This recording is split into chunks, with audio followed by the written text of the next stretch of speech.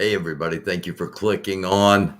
A little glitch here at the start. I forgot to change the title of the episode. Here's our lead in.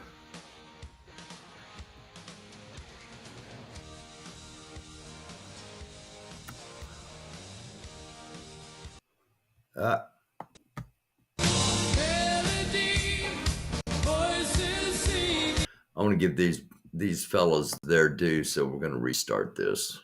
Again, thanks for clicking on. Be with you in just a second.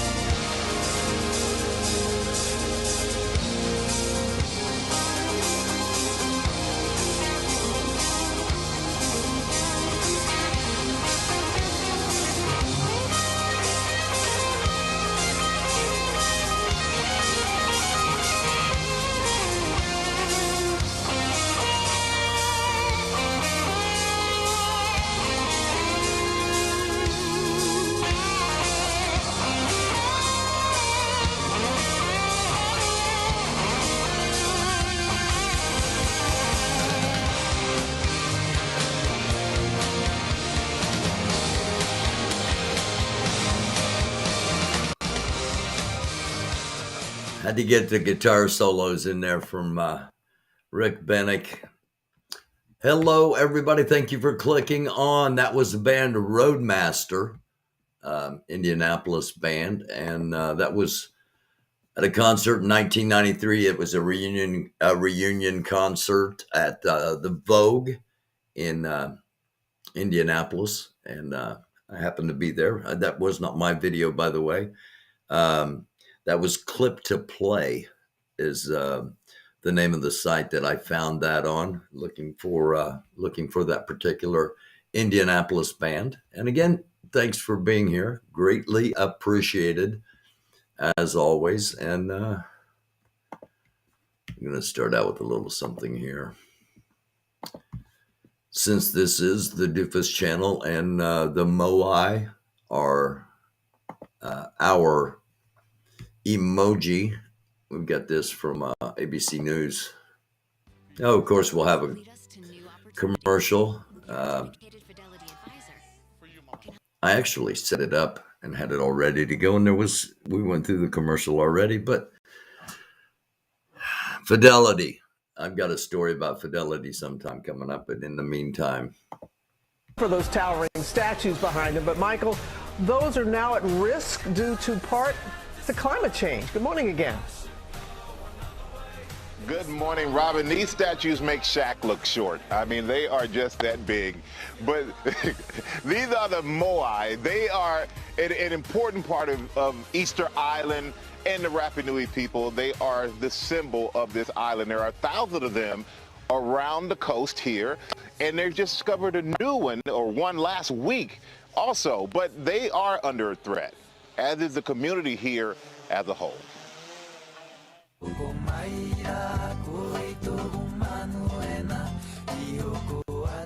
Wow. Standing beside these statues in person is truly awe-inspiring. Unbelievable. And to the people here, these massive monolithic carvings are much more than statues. How important are the Moai to the Rapa Nui? The Moai is like the photo of one person. So when he died, they make the Moai for representing that person. When you have your photo of your grandfather, it is very important. The Moai, as they are called, created 3 centuries ago by the Rapa Nui people, can stand up to 33 feet tall. There are nearly 1,000 catalog statues on this small island of just 63 square miles. These statues, they're important for this island. Yeah. They're pretty much everything for heritage, but also in economic system here as well. It's their economy. And you know what, for the human race, it's valuable. I mean, It says something about all of us, right, and human ingenuity. Terry Hunt, an archaeologist, has been studying them for over 20 years. And that was from Good Morning America, ABC News. So if you want to catch the rest of that. But yes, sadly, Moai may be in danger. Hopefully not. But hello, Lonnie. Hello, Shelly G. Again, thank you, everybody, for clicking on. Thursday night, we'll be doing game night and a couple of other things in the meantime. Let's get going with breaking news. Here's what's happening around the mainstream as far as breaking. Alex Murdaugh murder trial, live video from the courtroom. BBC News and Antony Blinken and Sergei Lavrov met for the first time since the Ukraine war. That is the Prime Minister of Russia and Secretary of State from the United States. Washington Post, Trump can be sued by police officers over the January 6th riot, Justice Department says. CNBC News, California winter storms bring heavy snow, and Governor Newsom had declared states of emergency, certain parts of California. It's crazy. Southern California is getting record snow, and it was 74 degrees yesterday, and just about hit. It was 59 at one point here in central Indiana yesterday. So there's some wacky weather happening. And of course, I sent a tornado video, I sent a video of a storm that spawned 2 small tornadoes And Lori Arnold put it on the air, or put it on the tubes. And our friend Lori Arnold got caught up in some weather herself today. So go check out Lori's channel and here on YouTube, and Lori's channel on or Lori's page on Twitter. Some really incredible weather footage. Fox News, Idaho murders update. More Brian Coburg documents released in Pennsylvania. And they also found knives, all kinds of stuff. Reuters, Ukraine clings to Bakhmut. Blinken tells Lavrov U.S. will back Kyiv all the way till the end. And that's a look at our headlines as we start the night out. Hey, LaPrue, good vibes. GA and Cunning are the bomb. Absolutely. You'll get no argument. You'll get no argument from me, Lonnie. Last night, I thought we were going to have this serious discussion, and the ladies changed their minds, and I'm so glad they did, and kind of sprung on all of us this incredible dramatic reading. If you haven't seen last night's episode, please, as always, go back and check it out. So let's get into the news, because it's game night, and people like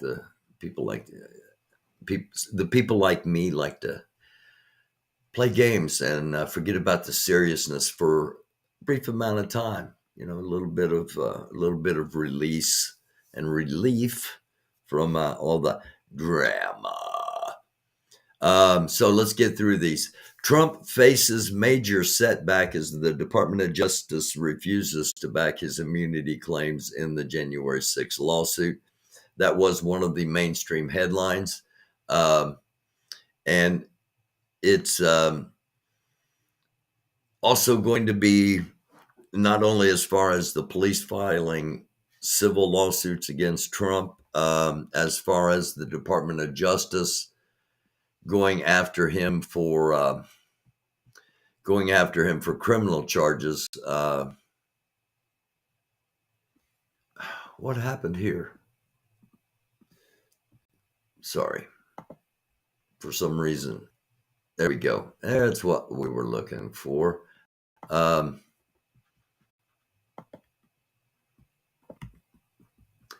Lot of Trump stuff. Trump threatens retribution, quote unquote, against DeSantis backers in late night Truth Social rampage.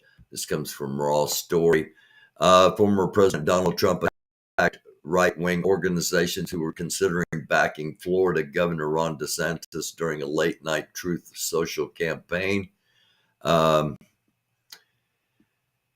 Here's his post. Oh, crap. Again, this thing it's not that it's a really, really nice computer. Thank you, everybody. It's just that I haven't got the light touch on it yet that I need. Here's the quote. Failed former Congressman David McIntosh and his globalist friends at Club for No Growth, actually Club for Growth, who fought me all the way in 2016 and lost. Fought me again in 2020, Senate races in Ohio, Alabama, North Carolina, New Hampshire, plus more, lost again, and now threatening to spend money against me early because the new boy, Ron DeSantis, the man who wants to cut Social Security and Medicare, has dropped so drastically in the polls to me, Trump wrote. No Growth members know there will be retribution. Hours later, the former president set his sights on Fox News owner Robert Murdoch. Oh my gosh, sorry. And actually, he says, former president set his sights on Fox News owner Robert Murdoch, testifying under oath that he did not believe Trump's false claims about the 2020 election being stolen.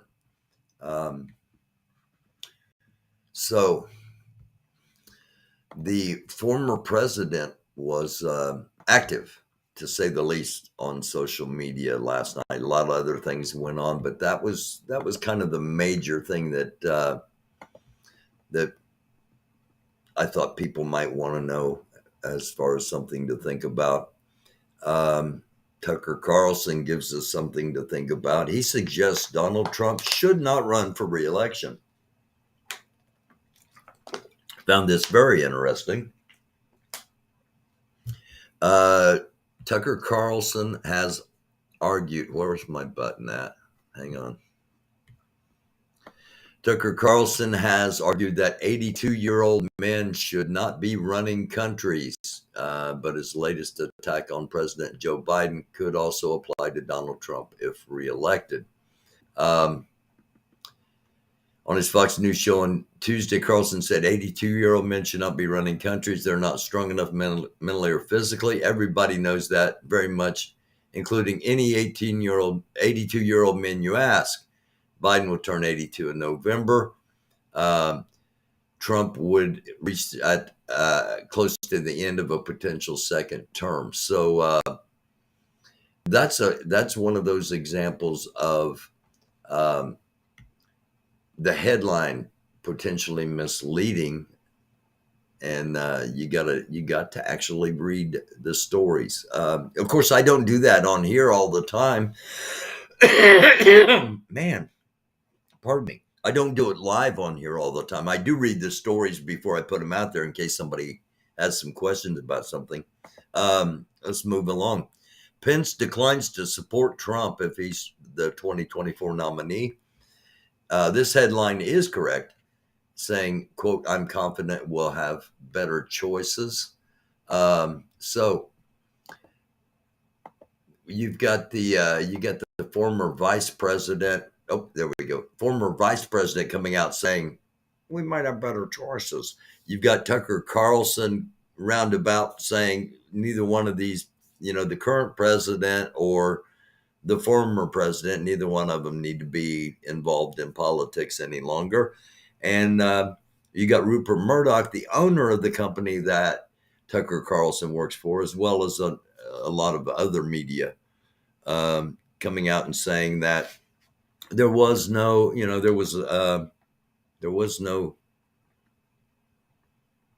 hanky-panky in the election. The election was never stolen, and they backed the lie.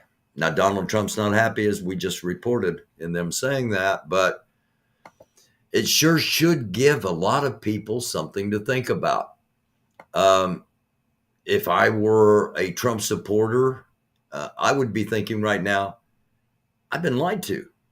But I'm not telling you what to think or how to think, just giving you something to think about. Here's something else to think about. A UFO study is now underway in Canada, our neighbors to the north, if you are a fellow American. And if you're not, thank you for watching, no matter where you're at in the world. Greatly appreciated. UFO study is now underway in Canada. It comes as residents are reporting more sightings. United States, of course, has opened up a new wing, or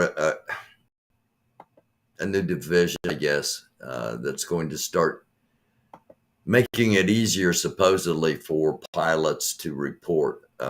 However, we'll see how it plays out.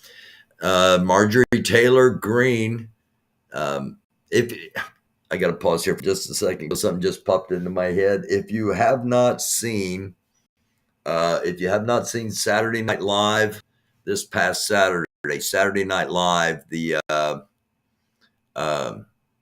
Weekend Update news broadcast. If you haven't seen that episode, after this is over, hopefully, go find it on YouTube or NBC.com. It's a ripper. With that being said, Marjorie Taylor Greene's new call for Republicans is beyond parody, say critics. Of course, she had said in the past, Marjorie Taylor Greene on her national divorce proposal, we want our own safe space and we deserve it, quote, end quote.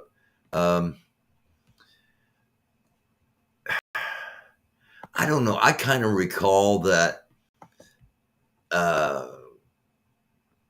Republicans were really condemning the idea of safe spaces, and there was something about some weather phenomenon. Oh yeah, snowflakes, something along those lines. Just gets weird. Just something to think about. Vladimir Putin finally admits Russia faces an uncertain future.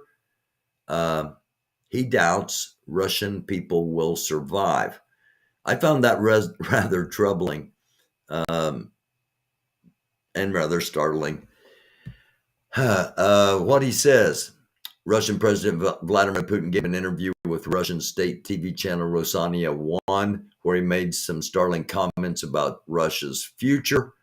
In the interview, Putin admitted that Russia could be facing a breakup in the future with its population divided into separate nations. It's the first time Putin has openly commented. It's because I get to, production stuff here. I'm still in the habit of putting both hands on there at the same time, like the old computer, and I need to. Anyway, in the interview, Putin admitted that Russia could be facing a breakup with its population divided, as reported by the country's news agency TASS. That was 26 February 2023.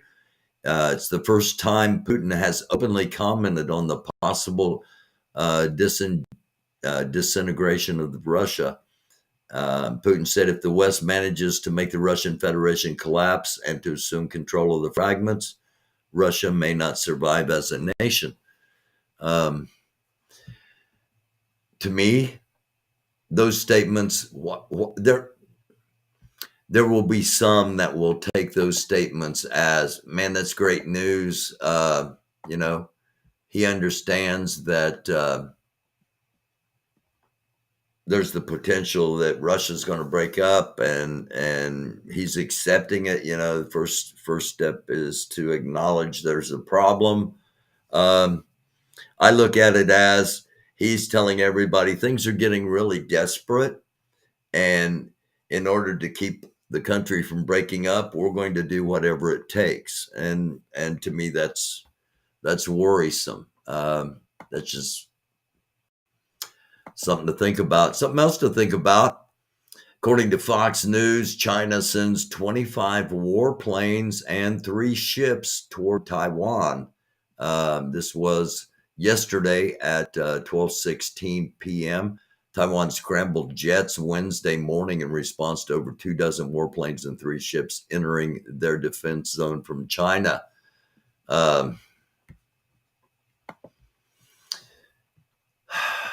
Speaking of China, China will attack U.S. soil if tensions boil over. That's according to the U.S. Secretary, the Army Secretary.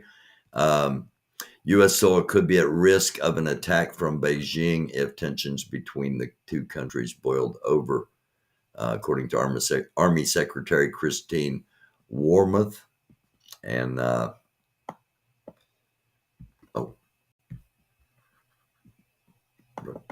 And that is a look at her.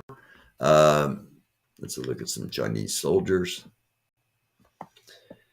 Speaking on a panel at the American Enterprise Institute, this was on Monday, Wormuth said that if the U.S. entered a major war with China, the United States homeland would be at risk as well, with both kinetic attacks and non-kinetic attacks, whether it's cyber attacks on the power grid or on the pipelines. Amid escalating tensions between China and Taiwan, the Army's top official discussed the U.S. strategy to deter Beijing from attacking the self-governed island, which China claims as its own territory. So, yes, our goal is to avoid fighting a land war in Asia. It's all about deterrence, and hopefully it works. All right, so I'm going to hop back over here into the chat real quick before we get to a little segment on someone named Edgar Casey. I don't know if you've heard of him or not. we'll talk about him. And just say hello to everybody in the chat here real quick. Freeway or hit the MF and freeway. Let me see. I can't do it from here. I got to get you a wrench, and I can't do it from here. I'll see if I can do it. Stay there in the chat. I'll see if I can do it from I'll see if I can go on my YouTube, go into my YouTube studio while this is broadcasting. Once I get this next clip up. Shelly G, now that sure should be the hot topic for sure. I knew it wouldn't be too long before we were in a war. Hey Mater, how are you? Cunning Stunt and G Abbott. G Abbott's awesome too, don't get me wrong. Incredible, cranks out incredible videos and such powerful short videos. And it's so cool to see so many different people doing so many different things, you know, everybody having a little niche and people doing unique things. That's the creative part of me. I just think it's great seeing all this incredible creativity, you know, from Telescope disappearing on his streams while he takes a bath, supposedly. Who knows what he's doing? Love you, Telly.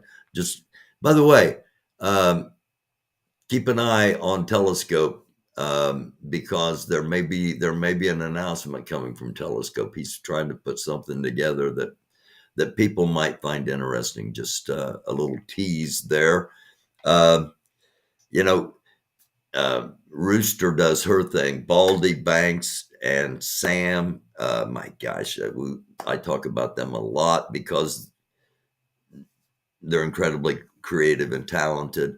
G Abbott, and the reason I mention all of those, and of course, you know, the reenactment with dolls. I mean, I fell in love with the reenactment with dolls things really, really early, and incredibly creative, and Jerry Garcia, and on and on and on. And I say all that because GA from CA and Cunning, when they come on Wednesday nights, sometimes the content is gold, and it's thanks to those two ladies. So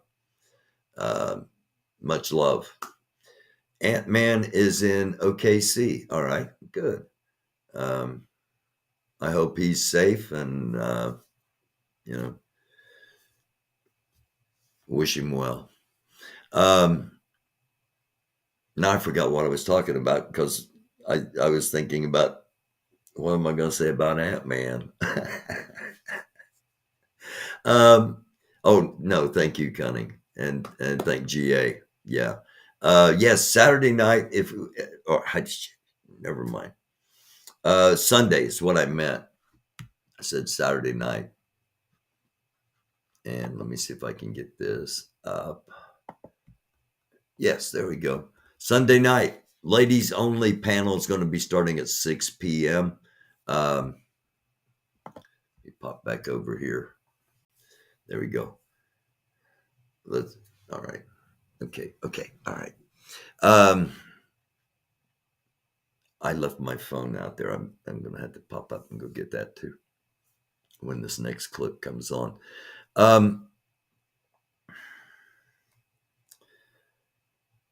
I forget what I was going to say. Hey, good evening, Curtis Cardwell. Thank you for being here. Thank all of you for being here. Those watching live, those in the chat, those watching later at your convenience. I greatly appreciate you all. I sincerely do. For those watching later at your convenience, sometimes things get clipped out from the live broadcast before, and it's due to people claiming copyright on certain little content, like the shark frenzy is gone from the video the other night. The shark feeding frenzy from Louisiana. We had to clip that out. Hi, Lori K. So where's somebody? We may have something. Pay attention to Telescope because he may have a major announcement coming. And Telescope's kind of taking the late night, so he will probably be on shortly after we get done here tonight. Sometime he'll be on sometime around midnight. We'll probably wrap it sometime between 11 and midnight. So yeah. I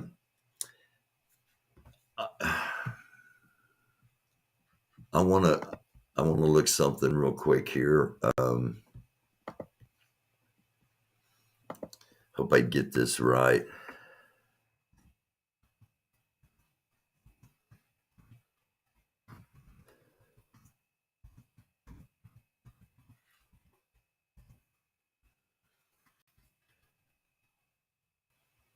Okay, hang on.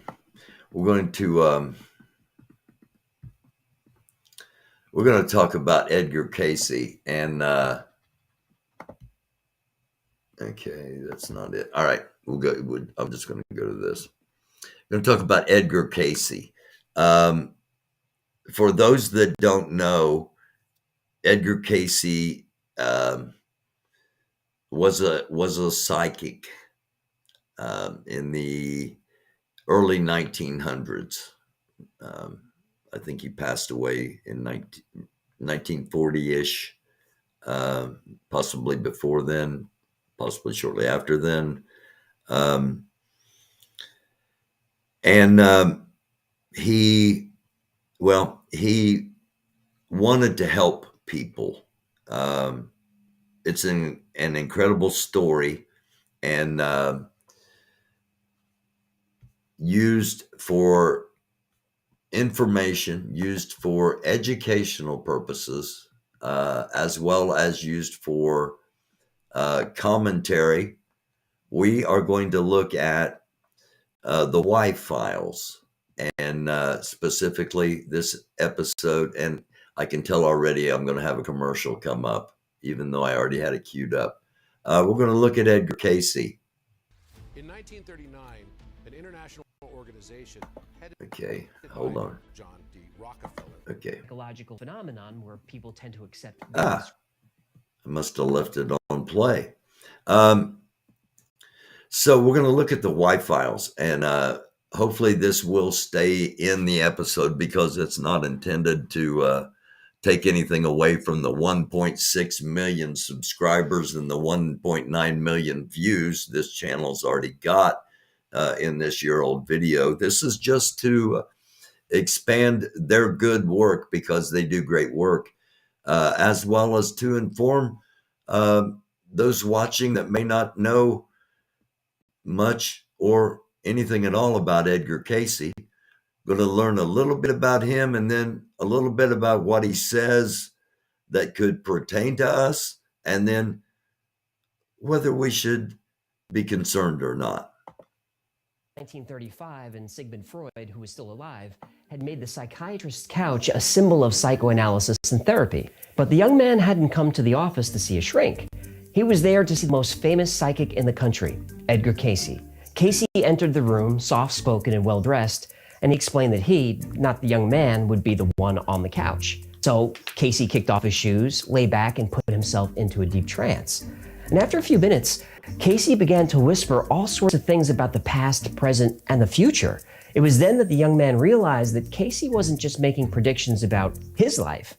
He was making predictions about everyone, events that were to happen all over the world. And since then, Edgar Casey has been called the sleeping prophet. Let's find out why.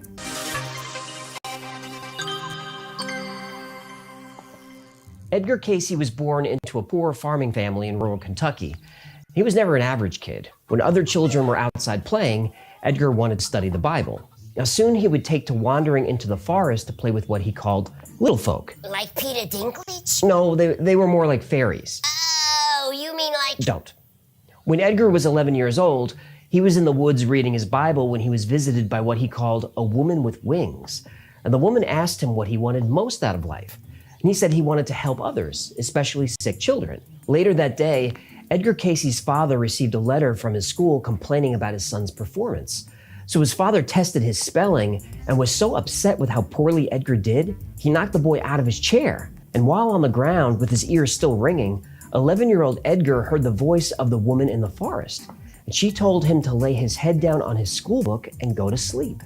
When he woke up, Edgar knew everything in the book, like everything. He was able to recite the book word for word. So Edgar began studying by sleeping on his books. BS, there's no way that worked. Well, by the end of the year, he was the best student in school and even moved up a grade. Oh. And his parents were starting to catch on that something was special about their son. While playing at school, Edgar suffered a spinal injury that left him partially paralyzed. And that night while he slept, Casey recited the ingredients for an herbal cure that he said would fix his injuries. Now, his parents had nothing to lose, so they prepared the remedy according to their son's instructions. The next morning, Edgar was cured. When Casey was a little older, he developed severe laryngitis. Doctors couldn't explain it, so Casey went to see a hypnotist. As you do. While in a trance, Casey said the issue was psychological paralysis. The hypnotist directed Casey to increase blood flow to the area. Casey's throat turned bright red, he woke up, and he was cured. Casey's fiancée told him that he had a gift that was given to him by God, and he should share it with the world. So Edgar Casey began performing readings twice a day on the sick and injured. And in 1902, Casey gave a reading that helped define his legacy. A 5-year-old girl had been diagnosed with a fatal brain injury. With nothing to lose, her parents turned to Edgar Casey. He determined that she actually had a spinal injury. He suggested a vertebrae readjustment. Within a few months, she had fully recovered. And then the letters came pouring in. For the next 40 years, Edgar Casey gave thousands of readings and helped countless people. But Edgar Casey's talent wasn't limited to medical diagnoses. He made a number of predictions about future events, many of which have come true, and some of them are terrifying. Would you be interested in collecting 5-figure paychecks for a few hours of work, helping me in your spare? Hang on a second. There we go. Paralyzed. And that night while he slept, Casey recited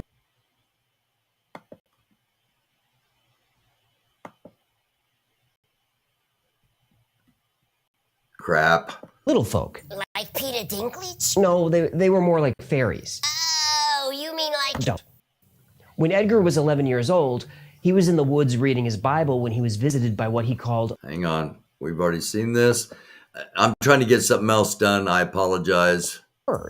So Edgar began studying by sleeping on his books. BS, there's no way that worked. Well, by the end of the year, he was the best student in school and even moved up a grade. Oh. And his parents were starting to catch on that something was special about their son. While playing at school, Edgar suffered a spinal injury that left him partially paralyzed.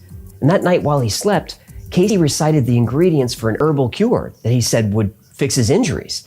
Now, his parents had nothing to lose, so they prepared the remedy according to their son's instructions. The next morning, Edgar was cured. When Casey was a little older, he developed severe laryngitis. Doctors couldn't explain it, so Casey went to see a hypnotist. As you do. While in a trance, Casey said the issue was psychological paralysis. The hypnotist then directed Casey to increase blood flow to the area. Casey's throat turned bright red, he woke up, and he was cured. Casey's fiancée told him that he had a gift that was given to him by God, and he should share it with the world. So Edgar Casey began performing readings twice a day on the sick and injured. And in 1902, Casey gave a reading that helped define his legacy. A 5-year-old girl had been diagnosed with a fatal brain injury. With nothing to lose, her parents turned to Edgar Casey. He determined that she actually had a spinal injury. He suggested a vertebrae readjustment. Within a few months, she had fully recovered. And then the letters came pouring in. For the next 40 years, Edgar Casey gave thousands of readings and helped countless people. But Edgar Casey's talent wasn't limited to medical diagnoses. He made a number of predictions about future events, many of which have come true, and some of them are terrifying.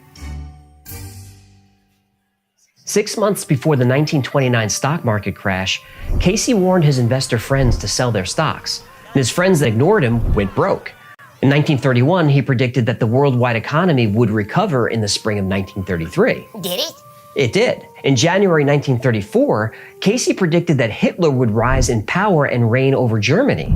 Hitler became Führer in August of that year, and Casey said that Hitler would remain in power until he was overthrown by an outside war. In 1935, Casey predicted the outbreak of World War II. He saw an alliance between Austria, Germany, and Japan, but said the war would involve many nations. He also said the United States would finally enter the war in 1941. Casey predicted the deaths of FDR and JFK, and that the United States would go through a period of civil and racial unrest in the 1960s. In 1938, Casey said a portion of temples may yet be discovered under the sea near what is known as Bimini, off the coast of Florida. Expect the rising of Atlantis in 68.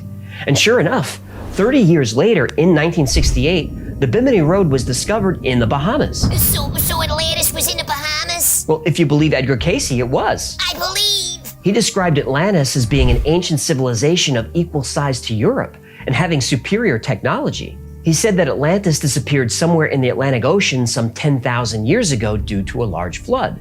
We now know that every civilization has a flood myth, and in all of them, the Great Flood occurred 10,000 years ago.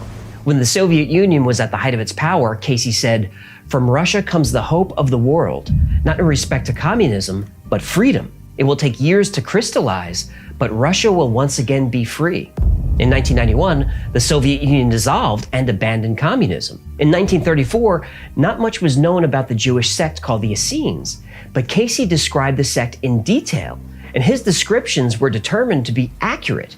He said their records and documents would come to light, and 12 years later, the Dead Sea Scrolls written by the Essenes were discovered. He predicted the El Nino and La Nina weather events before anyone knew about them. In the 1930s, he said the 44th president of the United States would be black. What number was Obama? 44. He did it again! And on January 1st, 1945, Casey said he would be buried in 4 days. His wife didn't like this prediction. I'm afraid to ask what happened. He died of a stroke 3 days later and was buried in his hometown just as he predicted.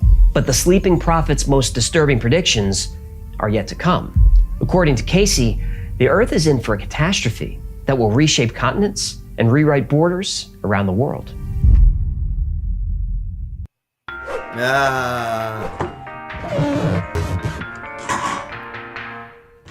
All right, everyone, welcome to the Carvana. And get back to it. Edgar Casey predicted that the world would undergo a pole shift between 16 and 20 degrees.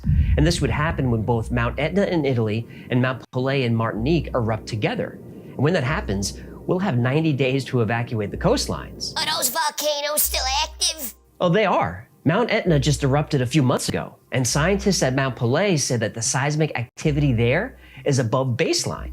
No. Now, if the poles do shift, as Edgar Casey predicts, the world map is going to look very different. Africa will be divided into 3 parts. The Nile will widen, and a brand new waterway will split the continent. As the Red Sea grows, Cairo will eventually disappear into the sea. Asia is already very seismic and will suffer the most dramatic changes. Land will be covered from the Philippines to Japan by the ocean. As the Pacific plate shifts, the islands of Japan will sink, leaving only a few small islands. Taiwan and most of Korea will be completely lost to the sea. The entire coast of China will be pushed inland hundreds of miles. The population of India will be told not to seek higher ground within the interior of the country due to buckling of the land. Instead, they will have to head to the Himalayas. The high mountains of Tibet and Nepal will provide refuge. Antarctica will no longer be covered in ice, but will once again become fertile and green. Australia will lose nearly 25% of its land due to coastal flooding. The Adelaide area will become a new sea. The Simpson and Gibson deserts will become fertile farming land. New Zealand will actually grow in size and will once again connect to mainland Australia.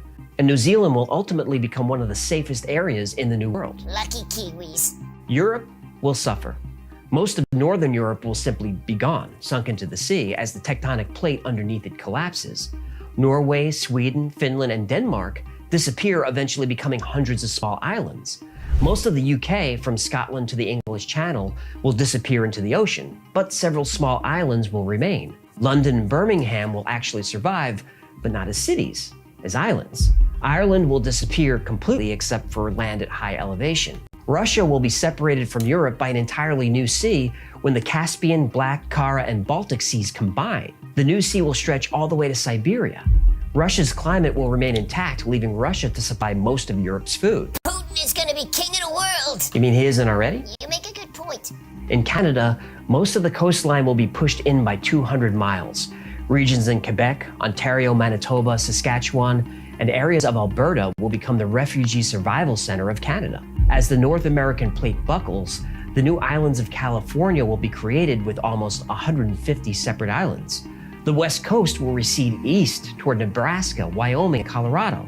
The Great Lakes and the St. Lawrence will join and continue from the Mississippi River all the way to the Gulf of Mexico.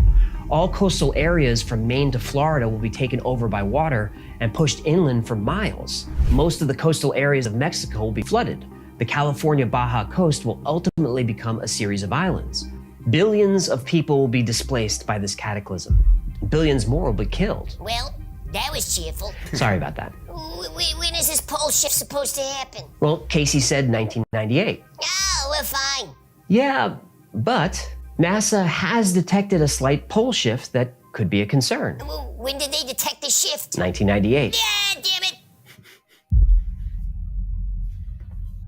Now, to be fair, Edgar Casey has his detractors. He gave over 14,000 readings, so he's going to be right at least some of the time. It's the correct predictions that make headlines. Nobody really notices the things that Casey got wrong. Casey used expressions like perhaps and maybe and I feel that, rather than using positive declarations. And this is a common technique used by strip mall psychics. This is known as the Barnum effect, a common psychological phenomenon where people tend to accept vague descriptions as uniquely applicable to themselves. Now, there were many occasions where Casey would receive a letter from a sick person and then do a reading for them, giving them a diagnosis. Casey didn't know that when he was in his trance, the people were already dead. Now, Casey's supporters defend this by saying, well, if they had applied the cure while they were alive, they wouldn't have died. Okay, sure, but if Casey was talking to spirits or communing with the universe or whatever he did, the universe should have given him a heads up. And every time Casey got something wrong, there was always a convenient excuse. For example, Casey gave the location for buried pirate treasure, which sent people scrambling all over the world looking for it. No treasure? No. Casey's supporters said it was possible the ghosts of Native Americans or pirates were playing tricks on him. Ghost pirates are pretty sneaky. You cheated. Pirate. Was Edgar Casey a psychic? I don't really know. Nobody does. Edgar Casey was never exposed as a hoaxer, and I believe that he saw whatever it is that he saw. And a recent poll surveyed thousands of American adults of similar income, education, and academic performance, and it found that 50% of people believe in some form of ESP or psychic phenomena. What the poll also found is that people who do not believe in psychics tend to be more structured and analytical in their thinking. Eggheads. And the people who do believe are more emotional and creative in their thinking. Hippies. Well, the poll was quick to point out that believers were gullible and lacked critical thinking skills. Now, that may be true to an extent, but the poll also found, and this is important, that those quote-unquote gullible believers were far happier in their lives and had much lower levels of stress than skeptics. When we talk about psychic phenomena or the supernatural aspects of religion, 6 of 1. These are things that defy scientific explanation, but nobody can deny that these things provide solace to the bereaved, hope to the unfortunate, and structure to an existence that is chaotic at best. Does the supernatural exist? I don't know. I would agree that most psychics are frauds taking advantage of people, but Edgar Casey never took a penny. He really wanted to help people. Now, whether he was a real psychic or delusionary, I don't think that matters. We need more people willing to dedicate their lives to helping others. We need more people who see themselves not as the center of the universe, but part of it, part of a larger community where we have to look after each other. Real or not, we need more people like Edgar Casey, now more than ever. Thank you very much. Thank you so much for hanging out with me today. My name is AJ, that's Hecklefish. This has been the Y-Files. If you had fun or learned anything, do me a favor and like, subscribe, comment, and share. That stuff really helps. Until next. Yep. Thank you very much to the channel. So, hop over to the chat. Yes, Hecklefish. Was Edgar Casey involved with the Fairy Pictures scandal? I know about the Fairy Pictures scandal. I don't think he was, but I'm not sure. I can't say that.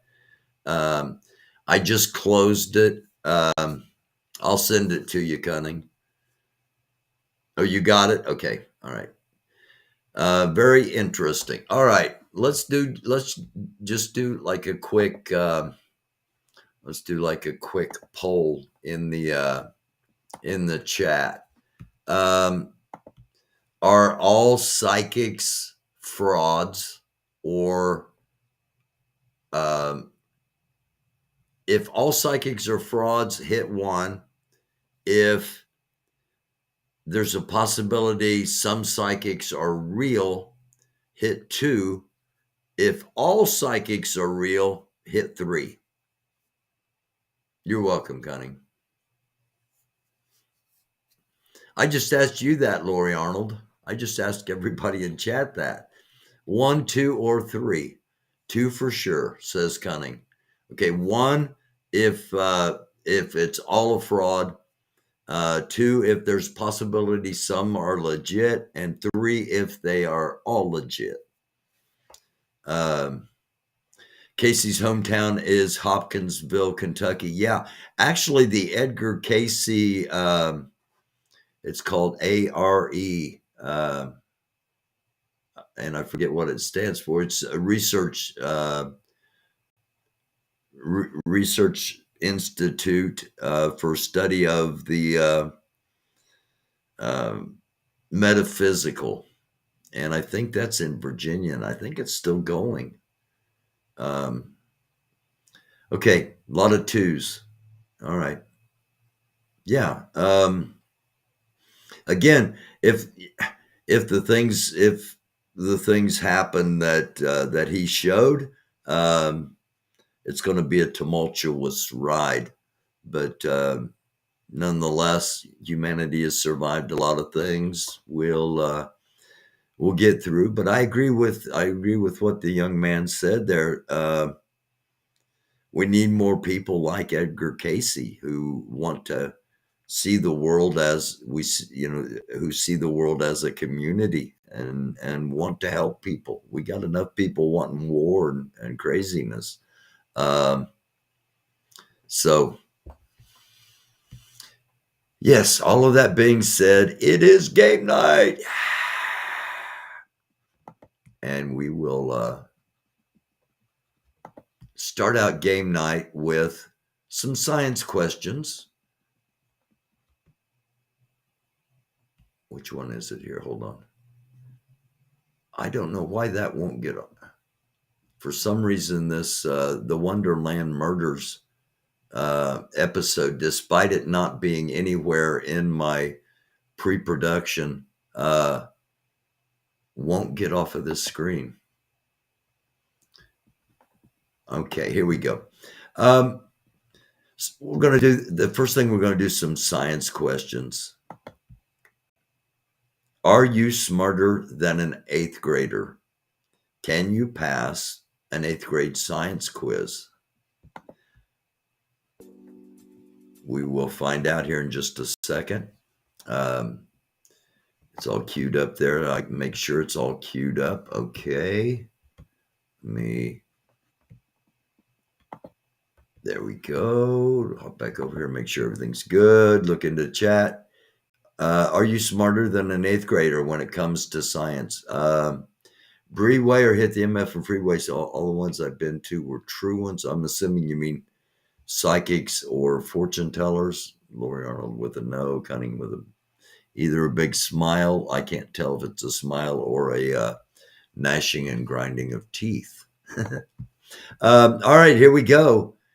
I have not done this one. I have not watched the whole thing here. So if this is embarrassing that 8th graders know so much more than all of us do, we may not make it all the way through it. Just kidding, of course. Whoa, what happened? Okay, 10 seconds to figure out the answer. Here we go. Game night is underway.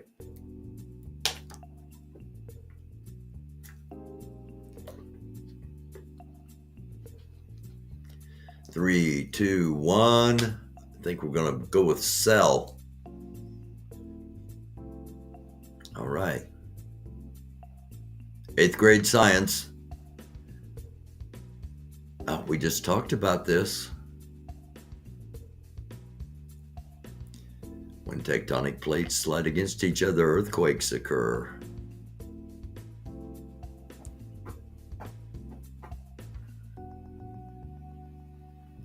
Question 3. How genetically similar is an asexual offspring to its parents? Ooh, hold on a second here. I got to think about this. Whoa, I don't want that. 100% identical, okay. Question 4, if it takes 10 seconds, all right, math. Okay, hold on. Question 4, if it takes 10 seconds for a ball dropped from a plane to hit the ground, which is its velocity just before it hits? If it takes 10 seconds, so the ball falls for 10 seconds.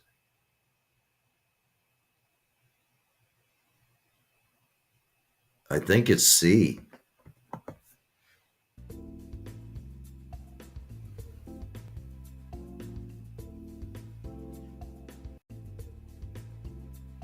It's D. Well, there's one wrong. Fricking 8th graders. Question 5. A red ball is red because it absorbs all white light, only reflects red light, reflects all white light, only absorbs red light. I'm not sure what that even refers to. Question 6. The Earth's water cycle is powered by the wind, radioactive decay, the sun, or the energy of Earth's rotation. The sun. We talk a lot about that too on our sciencey stuff. Question 7, which is example of a physical change? Boiling water, cooking an egg, burning wood, or tarnishing silver? Which is an example of a physical change? I think it's boiling water.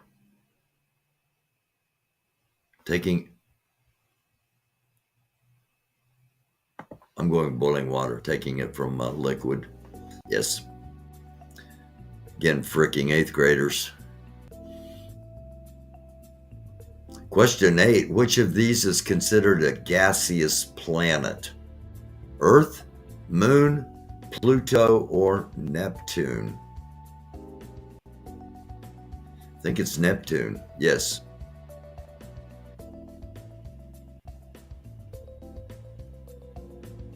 Which type of rock? Okay, hold on. Which type of rock would you most likely find buried deep in the earth? Punk rock! I know somebody's going to be saying that in chat. Which type of rock would you most likely find buried deep in the earth?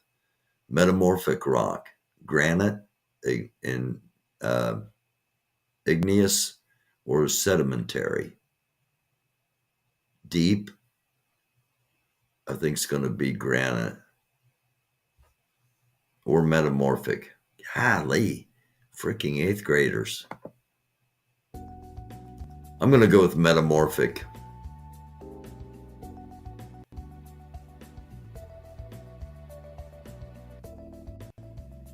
Question 10.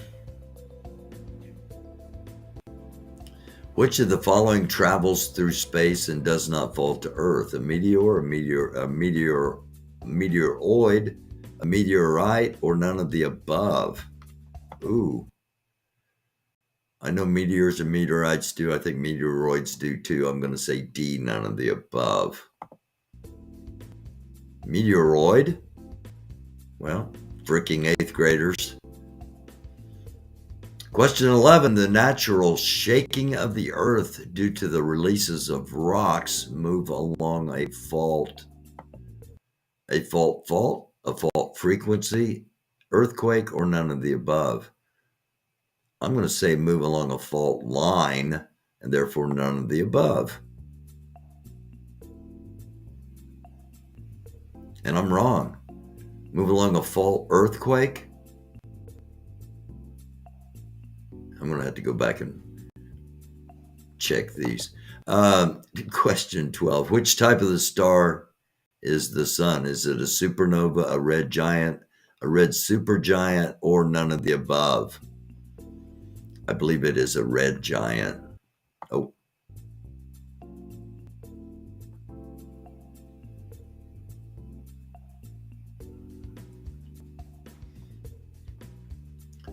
Question lucky 13. Who invented telescope?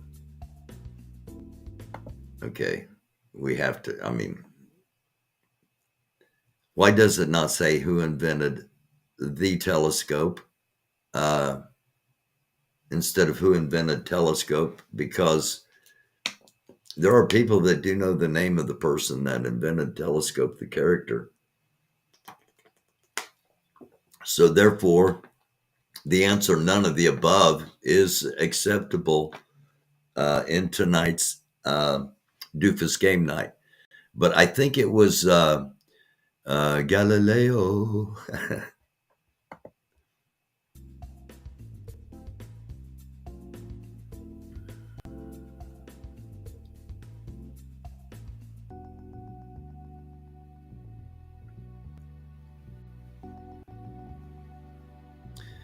(14) In which ocean does the Mariana Trench located? The Mariana Trench, the deepest trench in the world, is in the Pacific Ocean.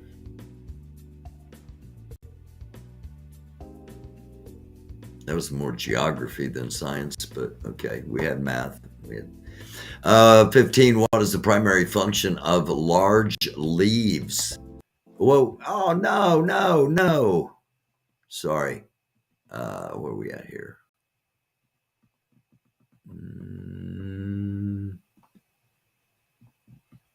Here we go. There we go. We're back. What is the primary function of large leaves? Provide shade to humans, to get rid of excess water that is entered through the roots, to provide food for caterpillars, to gather as much light as possible, is my guess.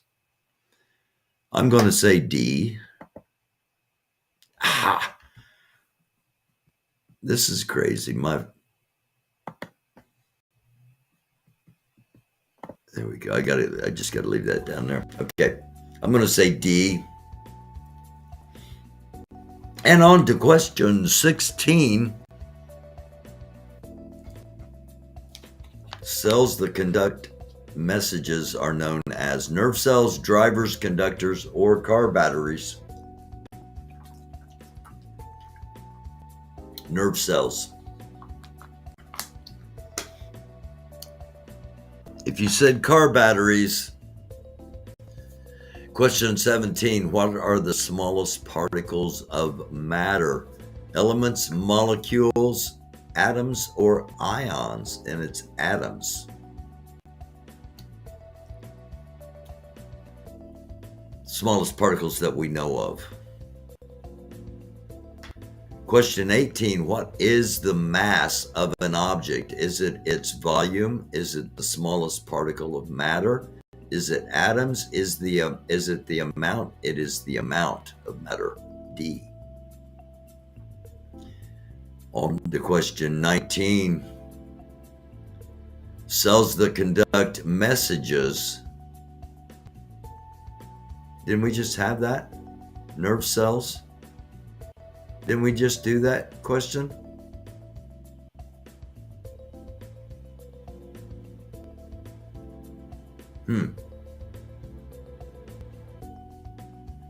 Which of them is found only in animals? Hold on a second. Which of them is found only in mammals? Milk production glands. Three-chambered hearts, scales, or fur? Well, scales are not found only in mammals.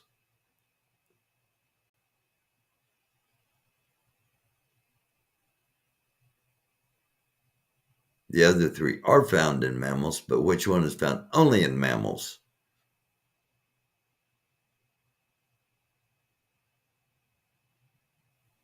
I'm going to say fur. It'll be wrong probably, but milk production glands. Oh. Probably should have remembered that, freaking 8th graders. Question 21, what is the basic function of large leaves? We've already had this, to gather light.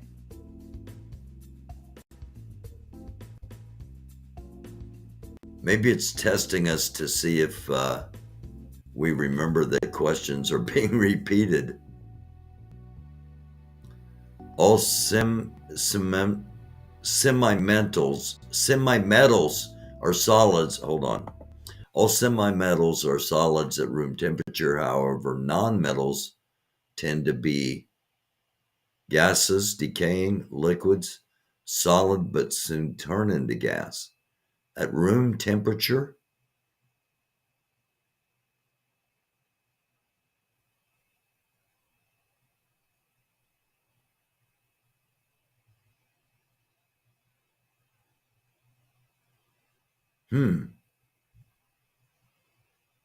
I'm going to say decaying.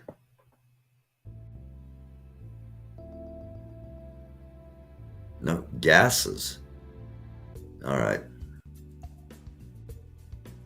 Again, I'm questioning some of these. Which part of the periodic table are the diatomic and molecules or molecules that have two atoms found? Is it the periodic table? Left, the right, they're scattered all over or undetermined? I think they're scattered all over. But my gosh, it's been a long time since I've studied the periodic table.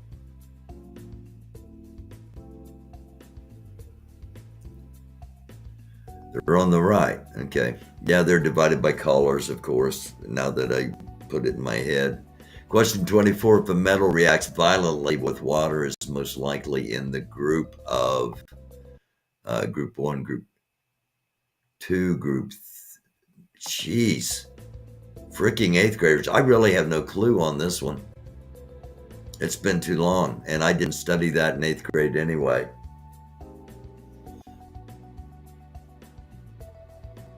Question 25, what are elements in 3 through 12 called?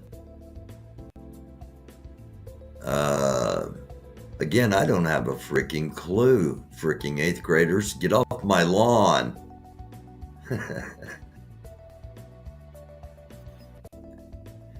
The good thing is we find out there's always things we can learn.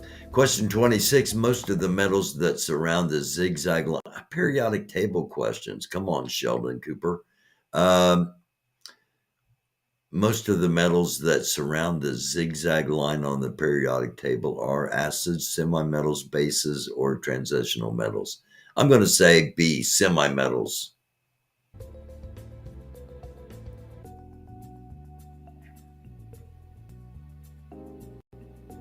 Yay.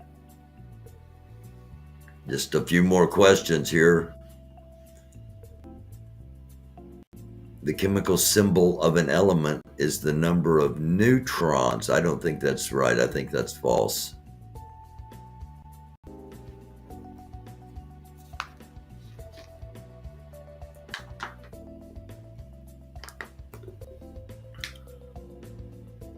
Sodium and potassium are the two most important alkali metals. That's false. Oh, it is true. Sodium. What are the major differences between the halogen family and the inert gases? They do not have any differences. Halogen is reactive, inert gases are not. I think that A is the right answer. Why do we have A and C for a this is odd.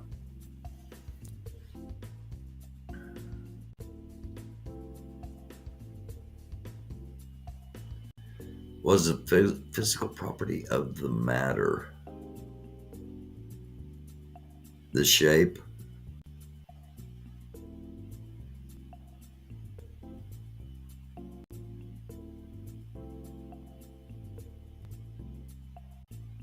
I don't know how many I got right, but I'm not smarter than an 8th grader if they got all of those right. Let me hop back over here to chat. How did we do, chat? A, B, B, B, A. Are we smarter than an 8th grader? Not when it comes to science. I missed more than I thought I would. Now we ask the question. Game night continues. Hi, Sam. Thank you for being here. We ask the question that is universal. How much do you know about America? And this is going to give me a commercial, I bet. There is absolutely nothing going on with me romantically. Yeah. There we go. How much do you know about the USA?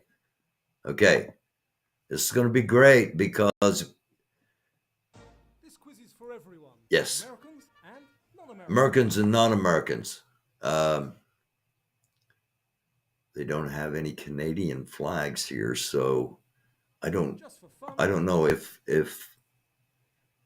should we let Canadians play or should we just consider them Americans and living in the attic of America? I'm joking. I'm kidding. Of course, we love Canadians. Let's see who gets the most correct, shall we? Let's begin. Let's see who gets the most correct. Put your score and your country in the comments down below. Okay, here we go. Put your score and your country. The national anthem. Oh, say, can you see? Through the mists of the deep by dawn's early light, or when free men shall stand. That would be by the dawn's early light. Which of these drinks was invented first? Wait a minute, did it? Drinks was invented first. Did it tell us? Did I miss it? Oh, okay. Which of the? I missed it, but I know it's right. Anyway, which of these drinks was invented first? Coca-Cola, Pepsi, or Dr. Pepper? I think they were all invented around the same time. I think Coca-Cola was invented in Atlanta, Georgia. Dr. Pepper just sounds like it might have been made by some dude and just sold like at his store, maybe. I'm going to say Dr. Pepper. Coca-Cola, Pepsi, or Dr. Pepper?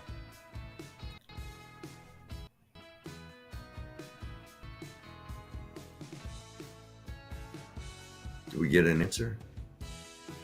Okay, hold on. Dr. Pepper was invented in 1885.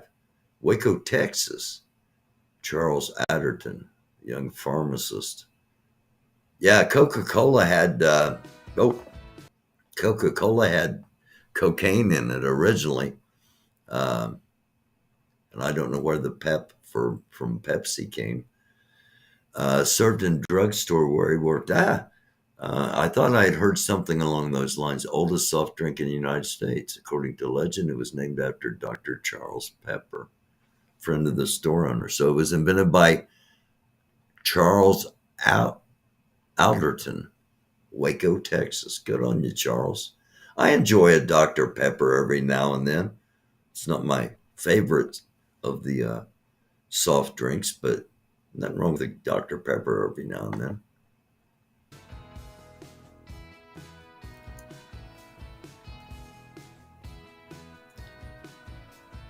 Oh, I guess they give us time What to... did the Hollywood sign originally say? Hollywood Hills, Hollywood Land, or Visit Hollywood?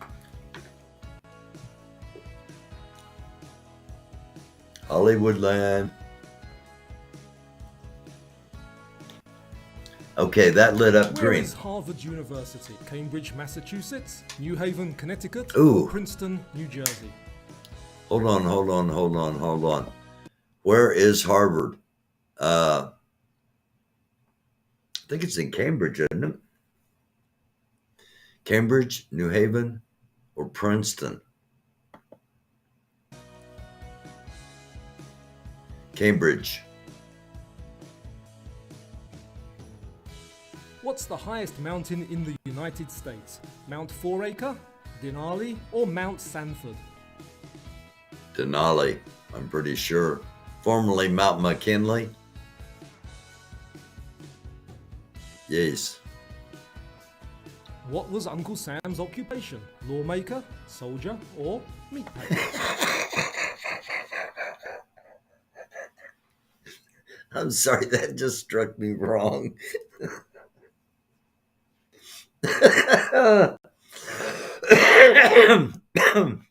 Oh, all right. Let me get a sip of water. Oh, okay. How good of Americans are we turning out to be here? Question number 6. Uncle Sam's occupation. I'm pretty sure he was a lawmaker, wasn't he? He might have been a meat packer. We'll find out. Here we go. Get down, Sam, with all that money coming out your hat.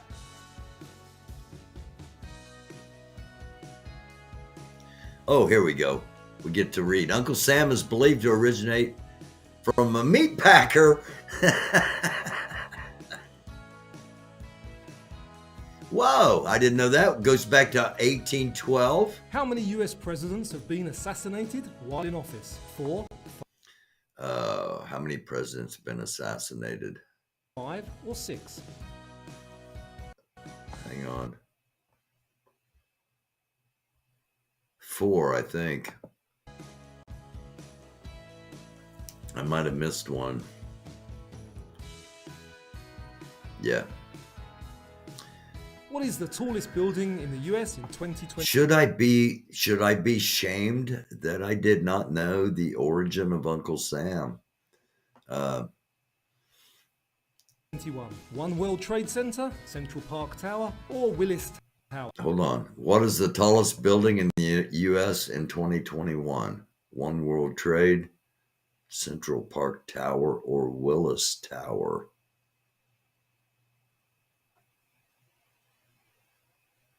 I'm not sure what's the tallest building. Is the Willis Tower in Chicago? Is that the former Sears Tower? And is there a Central Park Tower? I don't think that's... I'm going to say Willis Tower. But it might be One World Trade.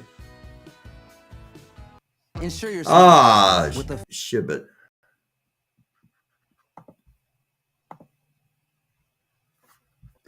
And in the ad, oh, come on. There we go. We're back. Pause it. At the height of 1776 feet, the One World Trade Center is not only the tallest building in the United States, also tallest in the Western Hemisphere. The height of 1776 feet is deliberate as it represents the year the Declaration of Independence was signed. And we haven't heard that 1776. Haven't heard that enough.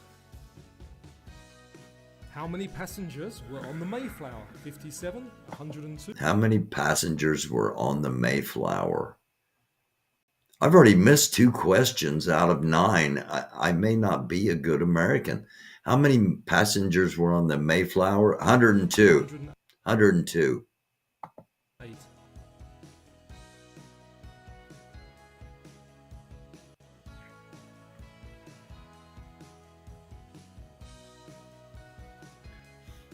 Where is this monument? St. Louis, Chicago, or Seattle? I'm starting to feel better. I know this one too. Starting to wonder if I might have to move to Canada. St. Louis, the arch. Where was the Now, is it being used to control the weather? Is it being used for other purposes? Does it have another purpose other than just being the gateway to the West? The first strictly stock NASCAR race held. Nashville? No, it was in Charlotte. I don't know. Hold on a second. It might. Oh no, NASCAR. No, no, it wasn't Indianapolis. strictly stock It's going to be Charlotte. NASCAR race held?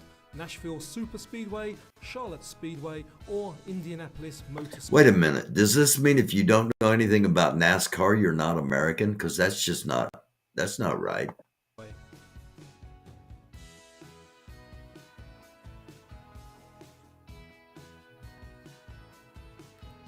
This is Cleopatra's Bias. We're seeing bias in our game night. This is Cleopatra's Needle in London. Where's the sister's Cleopatra's Needle? in London. But where is the sister Cleopatra's Needle? New York City, Washington DC, or Las Vegas? I'm going to say it's in New York City. New York City? Yay. How many people signed the Declaration of Independence? 56, 58, or 60? It's 56, I believe.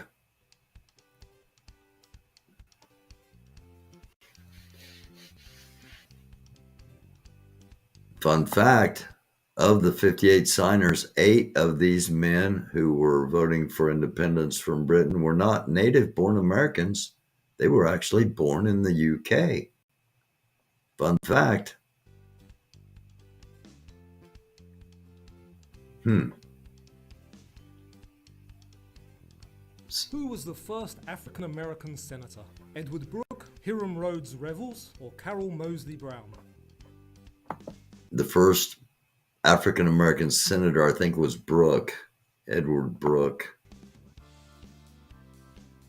Might have been Hiram Rhodes Revels. I know it's not Carol Moseley Brown. Hiram Rhodes Revels. Who was the first American woman in space? Anna Lee Fisher, Mae Jemison, or Sally Ride? I think it was Sally Ride, and the craft blew up, sadly.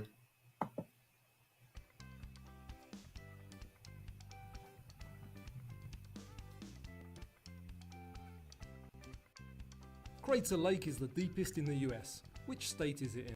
Crater Lake. Which state is Crater Lake in? I think it's in Utah, isn't it? I don't think it's in California. I think it's in Utah. Oregon or Utah? I'm going Utah.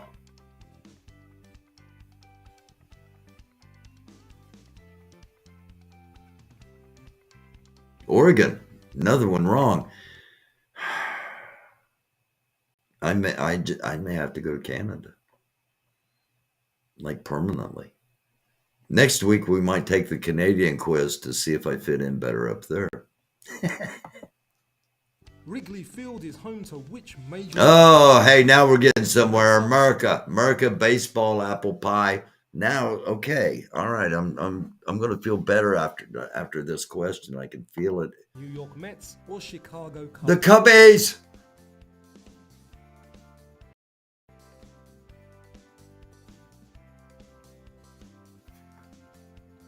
We're going to get on a roll. I can feel it. An earthquake and fire destroyed 3/4 of which city?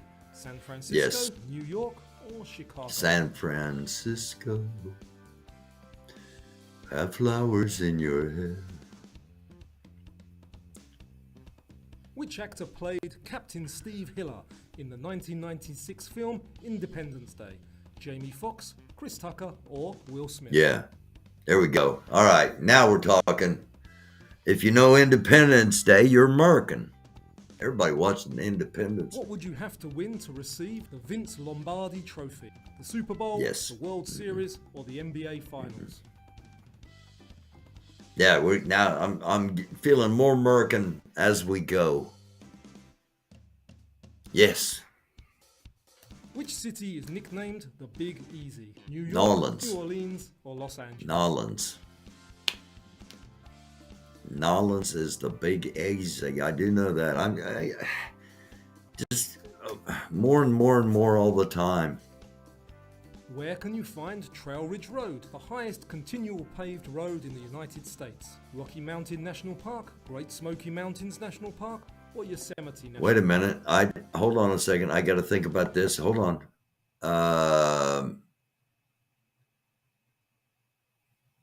I'm going to say it's going to be in. It's either Yosemite or Rocky Mountain. I'm going to say Rocky Mountain National Park.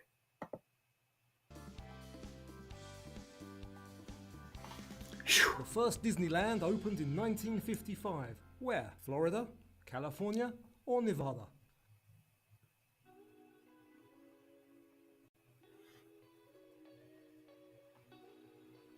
And there are like Disneylands in France and Japan. Is there one in somewhere in the Middle East? July 17th, 1955 in Anaheim. $17 million, taking just 1 year to build. Number of attractions. 14 of the original attractions are still open now. Only park that was designed and completed under the direct supervision of Walt Disney himself. Alrighty.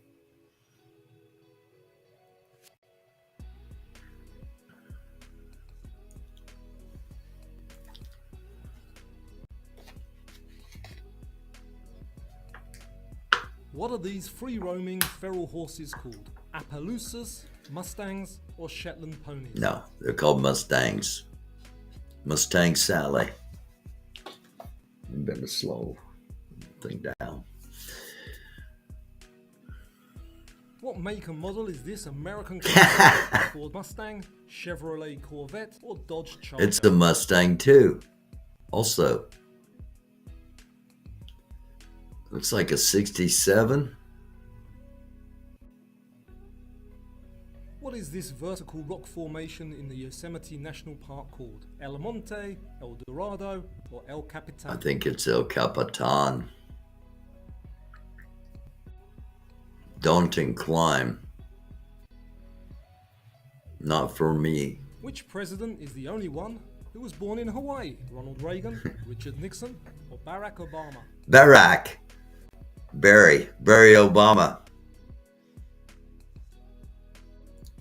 Born in Hawaii. Except for types of payments. Born in Hawaii, not Kenya.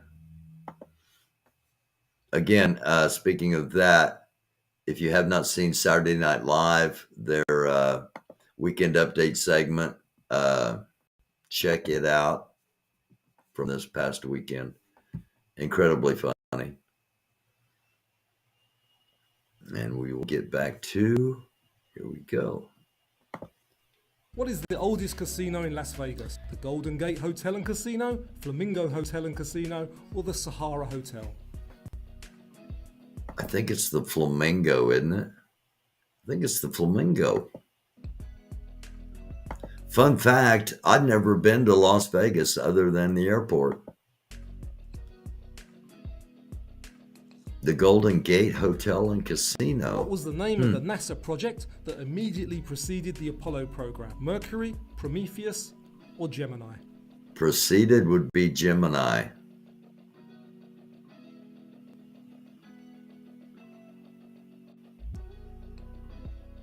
Near Tucson, Arizona, you can find the world's largest collection of what? Near Tucson, Arizona, you can find the world's largest collection. Telescopes, barbecue pit restaurants, or ballpoint pens? I'm going to say optical telescopes. But it's just wacky enough. It may be ballpoint pens.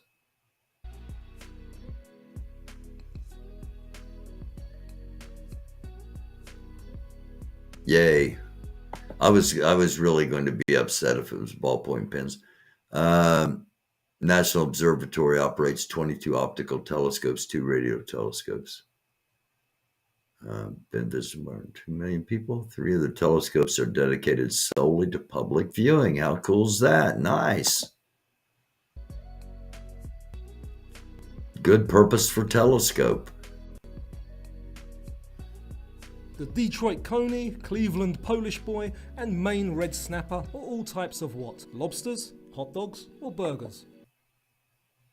The Detroit coney, Cleveland, it got to be hot dogs. They're not lobsters, hot dogs. Yes. Which animal features on the Great Seal of the United States? Grizzly bear, bison, or bald eagle? Be the bald eagle. Fun fact, Ben Franklin thought the turkey should be the national symbol.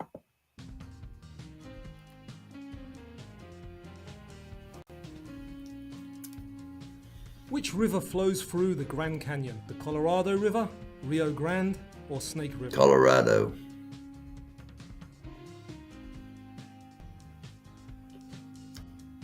Beautiful. Which national park is situated over a supervolcano? Yellowstone, of course. Yosemite. By the way, I have a book available on Amazon about the volcano. It's called Second Coming of Christ Yellowstone. It's about the caldera underneath Yellowstone volcano about to erupt, and this young priest who is sent to scatter the ashes of his father is mistakenly identified as the reason for the volcano not erupting, and is proclaimed Second Coming of Christ. Excellent book. It's on Amazon. Also got this book back here while we're talking about it. America, Land of the Greed, Home of the Grave. Also available on Amazon. Or you can get an autographed copy. Just email me with your details, americandufus@gmail.com. Canyonlands or Yellowstone? Yellowstone. My other book is about the Mayan calendar, 12-12-12, the final 10 days. Yes. All of that is true. The largest living tree, located in the Sequoia National Park, California, is named what? Clint Eastwood, General Sherman, or? The largest tree, I think, is General Sherman, if I remember George right. Washington.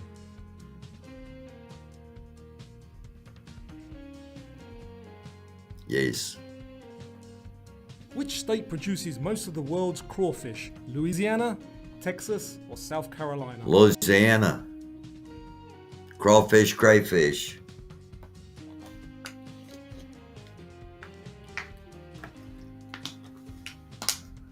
Which one of these presidents is not depicted on Mount Rushmore? Abraham Lincoln, Thomas Jefferson, or John Adams? John Adams.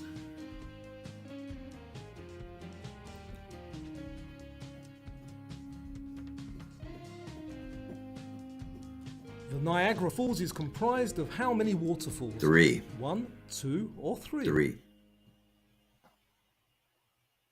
Horseshoe, the Brides, and the American Falls.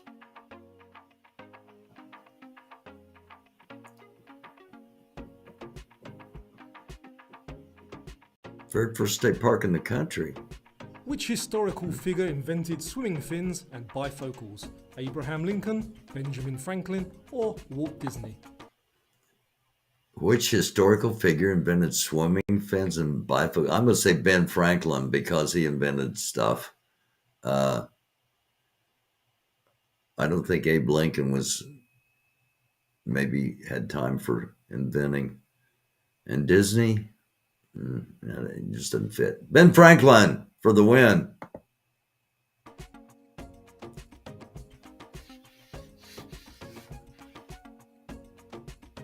Yes. Where did key lime pie originated? Keystone, Key Biscayne, or Key West?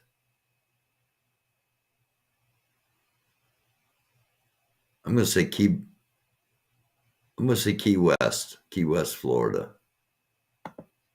Key lime pie originate? Keystone, Key Biscayne, or Key West? Not my favorite pie, but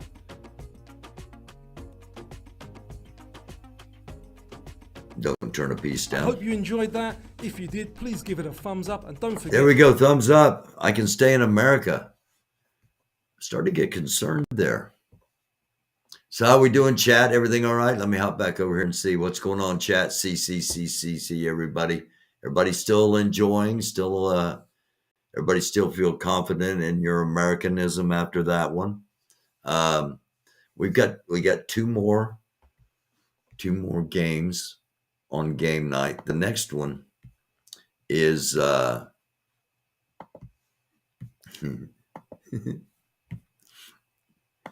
next one's going to be fun. I wonder what happens if I click on this, what comes up. Oh, it does come up. Whoa. Hold on. How did that happen?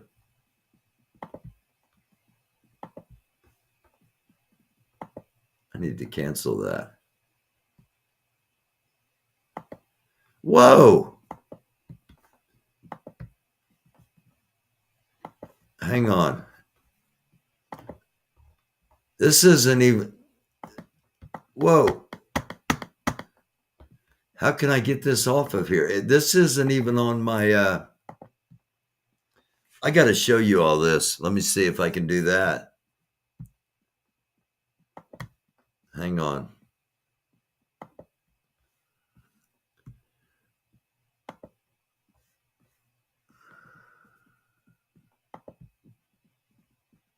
That happened a lot.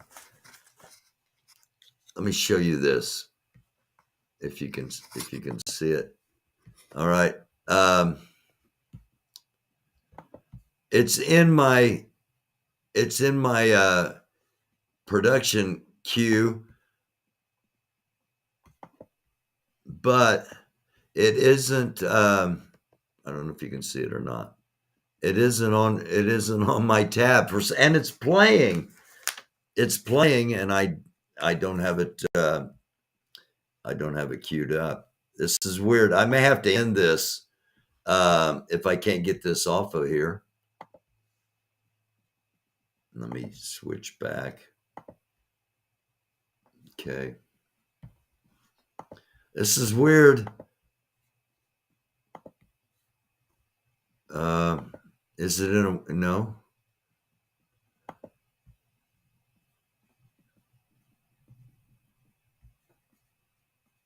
Hang on.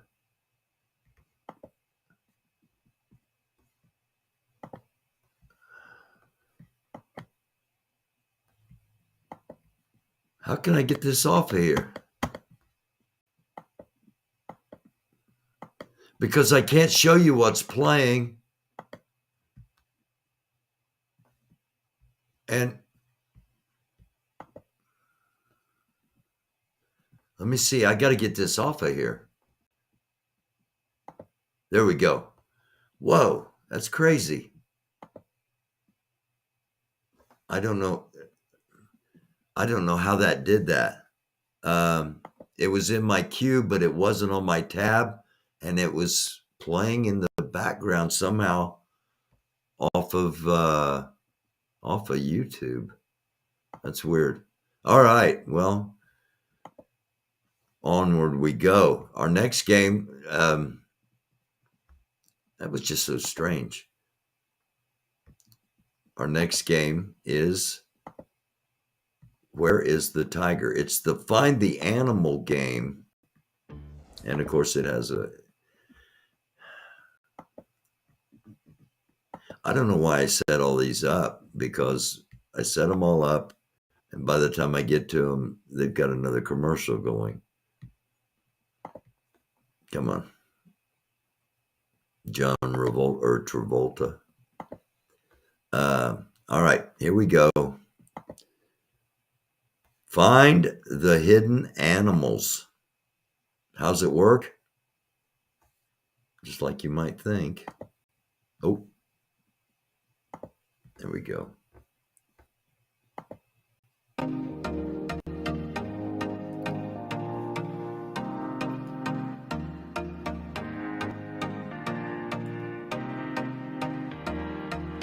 Can you find a hidden animal? There is an eagle.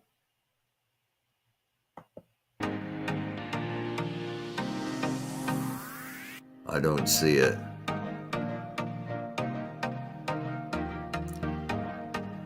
Okay, where is the lion?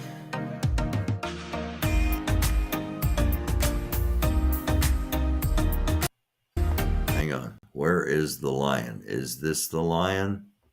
Is that the lion? Is this the lion?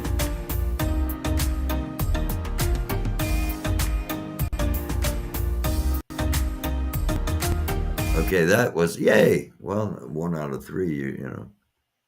This might be a lot harder than I anticipated.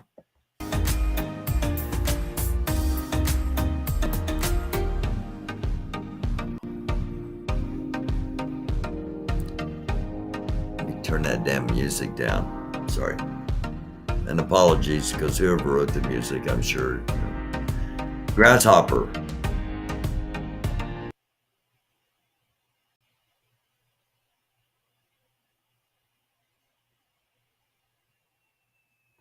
Is this the grasshopper down here?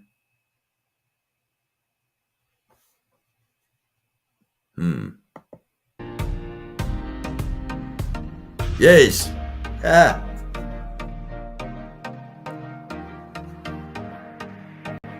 Where is the bear?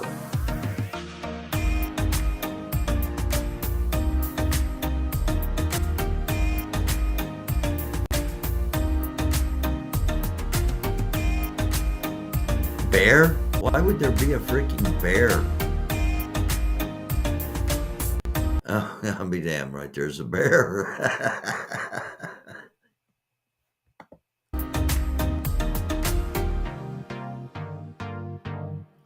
Where is the whale? Right there. That was pretty easy. Saw that.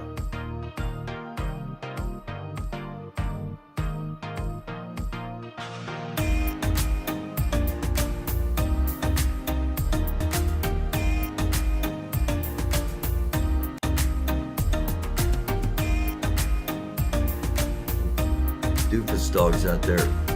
Okay, hold on. Where is the dog?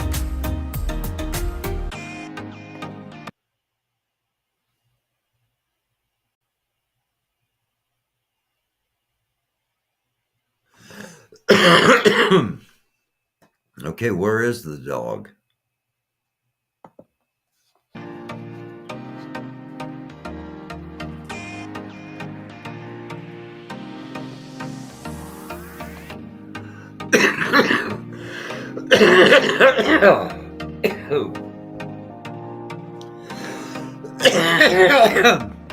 Pardon me. I'm protesting that last one. The dog, they're saying, wait a minute. Here. The dog, okay, on this sticker. All right. Mercy.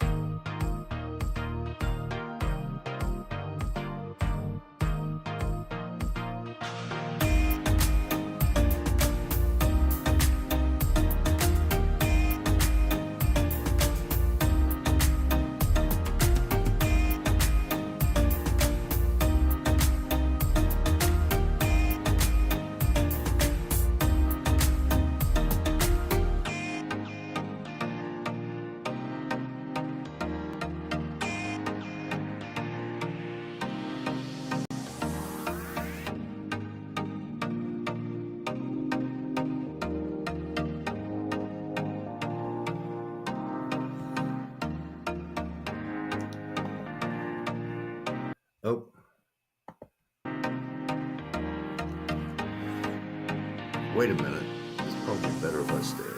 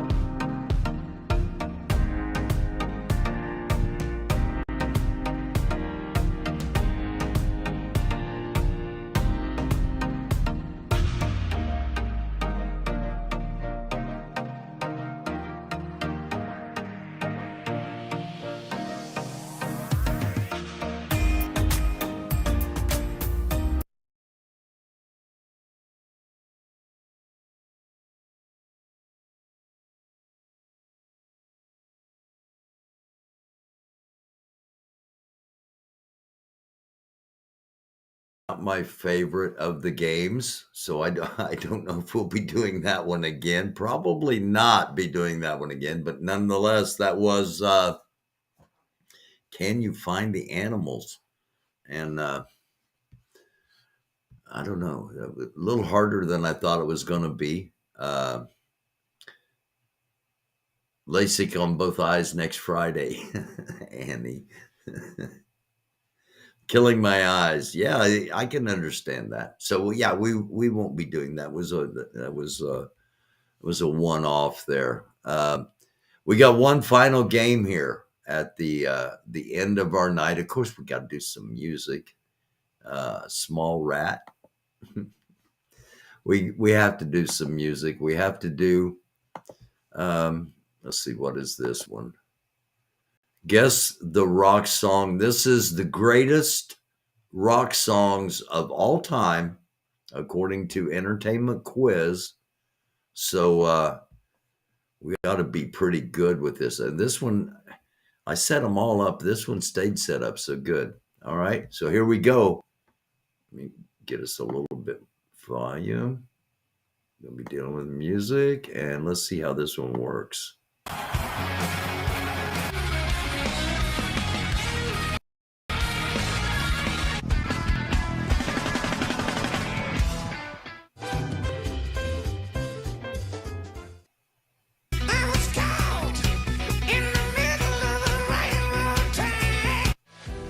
Thunder. Sorry.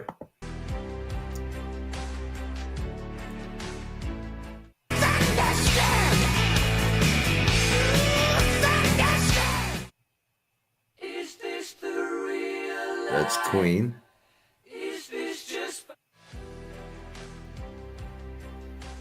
Bohemian Rhapsody. Galileo.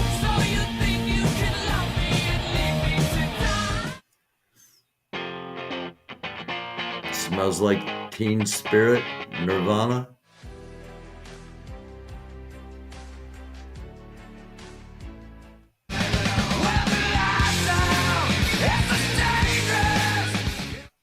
Oh, sorry.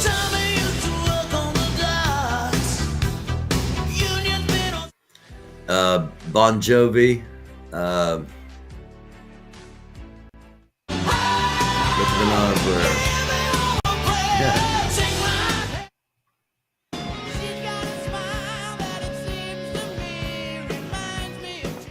That would be Guns N' Roses.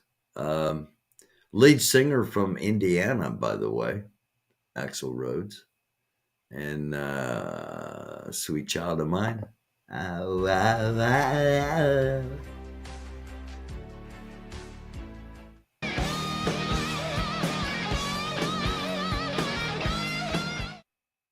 Anytime you feel the pain, hey Jude. Hey Jude. The Ruddles. Jude. Oh, sorry. That's Deep Purple. Smoke on the water, fire in the sky.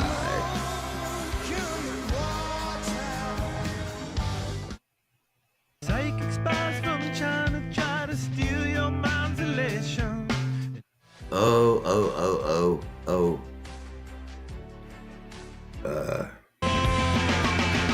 Californication.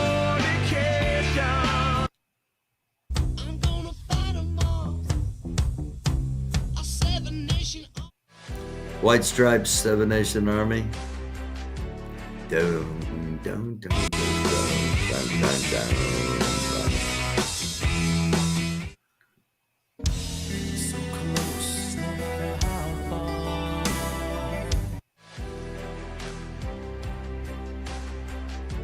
I'm not sure who that was. I didn't catch it. Nothing else matters. Okay.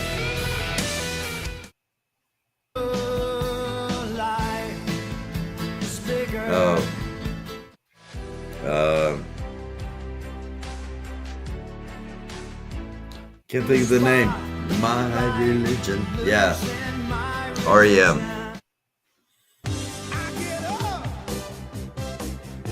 Nothing gets me down. That's Van Halen. Go ahead and jump.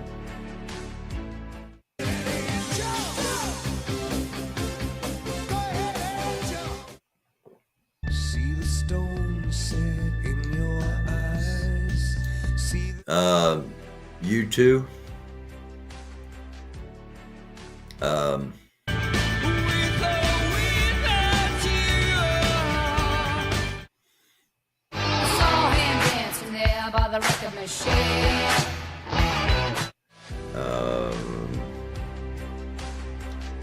Oh, what's her name? Pat or Joan Jett.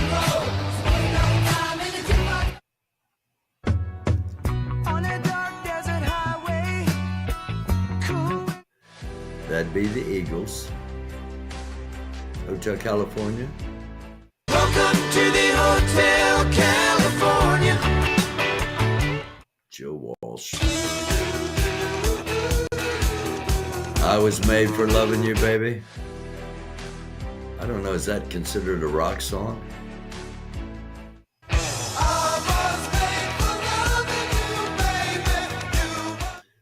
Oh, mock entertainment. Just kidding, Kiss fans.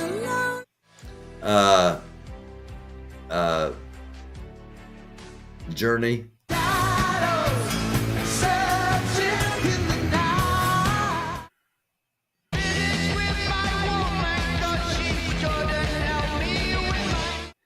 That's Ozzy. Paranoid. Sabbath. I could stay awake just to hear you. Oh shit, who was that? Aerosmith. Jeez.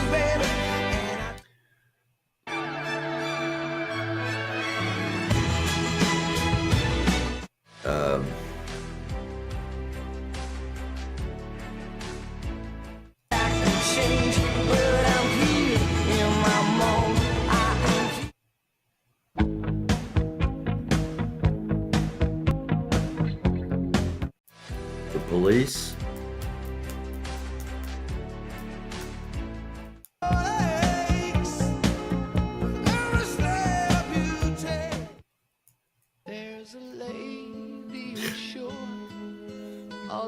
Stairway.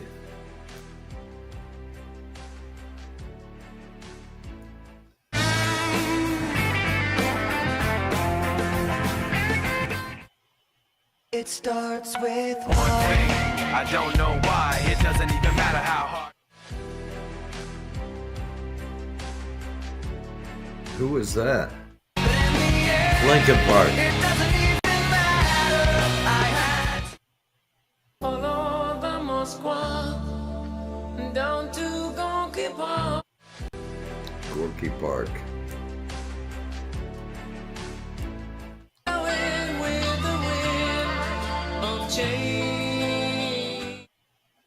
Today is gonna be the day that they're gonna throw it back to you.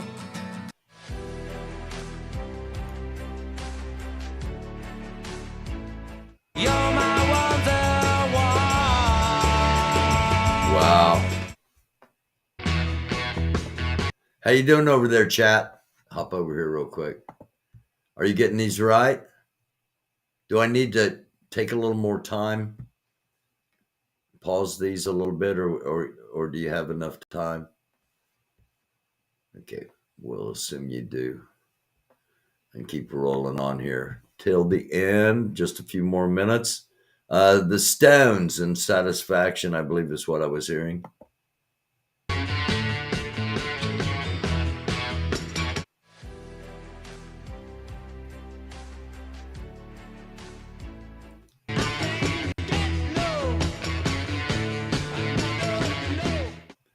Hey, hey, hey. That's The Who.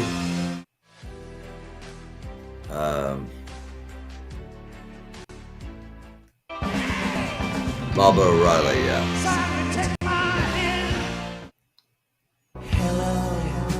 Floyd. Is there anybody in there? Just not if you can hear me. Is there anyone at all? Relax.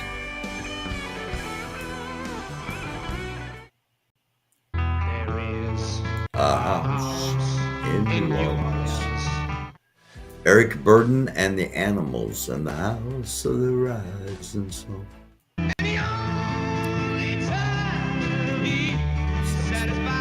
When he's on a drunk. Oh, Eye of the Tiger. I can never remember who the band. Survivor.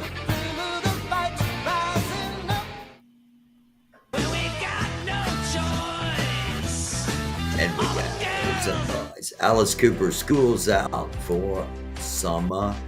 School's out forever.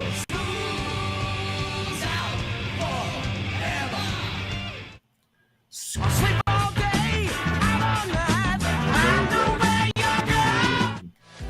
I don't think that you're acting right. Think that's Trouble Show? Joe Walsh and the James Gang.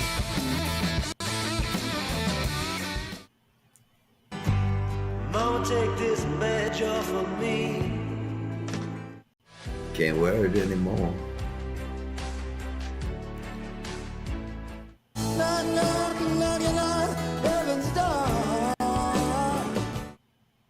There must be some kind of way out of here. Said the Joker to the thief. Jimi Hendrix, all along the Watchtower.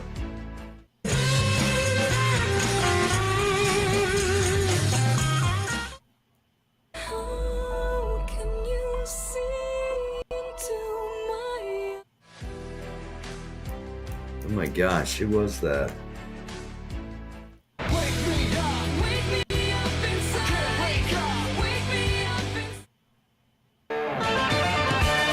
Eric Clapton, Layla.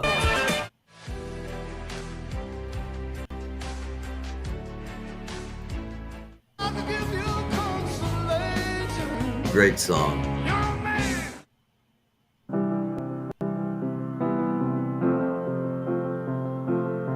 Imagine, John Lennon. Imagine all the people.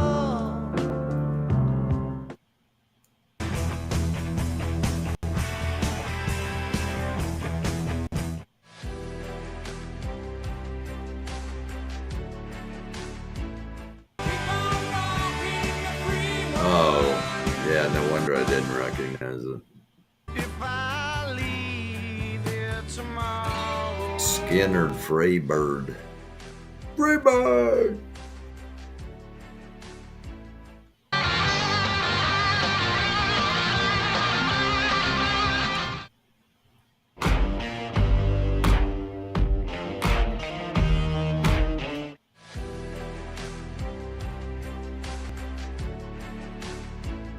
Crawling back to you. Ever thought I'd come? Yes, we did. Thank you very much. There we go. A little music trivia to end our game night. Hope you all enjoyed it. I can change. Gonna fly me. Oh, Freebird. Every musician in rock at one time or another, and probably multiple times, has had someone in the crowd shout, "Freebird, play Freebird." It's just one of those songs. Again, thank you all for hanging in here till the very end. Greatly appreciated. We will be on Sunday at 6 p.m. Let me run that through there one more time. Ladies only panel starting Sunday, 6 p.m. Eastern Standard Time. And that'll go for a couple hours, 2 to 3 hours. We'll see how it goes. Not sure who all is going to be on there, but always look forward to our ladies only panels. And again, just keep an ear open. Telescope may have an important announcement coming up. Something may be coming up. And if so, we may see you we may see you before Sunday at 6 p.m. But we will definitely be here Sunday at 6 p.m. for the ladies panel. And until then, thank you all for being here. Thank you, Annie. Cry 96 tears. That's all I'm seeing on the chat at the moment. And sincerely, greatly appreciate you all hanging out to the end. Thank you, Tammy. Thank you, Mater. Again, thank you, Annie. And thank all of you. Thank you for watching. Thank you for being in the chat. Thank you for watching live. Thank you for watching at a later time. And we will indeed do this all again coming up Sunday. Only Sunday, it's going to be ladies only panel. I'll be off on Monday because I'm having surgery. And then, good Lord willing, and the creek don't rise, I'll be back on Tuesday. So, and I'll be on with, we're going to have Troy on here to talk some science on Tuesday of next week, if everything works out. Until Sunday night, thank you again for watching. Greatly appreciate it. And look for Telescope to be up later on, probably sometime around midnight. So, namaste. Shalom, salam. Assalamu alaikum. Blessings be upon you from the Most High, in the name of His Son, Christ Jesus, with the power of the Holy Spirit. Love. Positive vibrations. Peace. It's a dark world. Try to be a light. See you.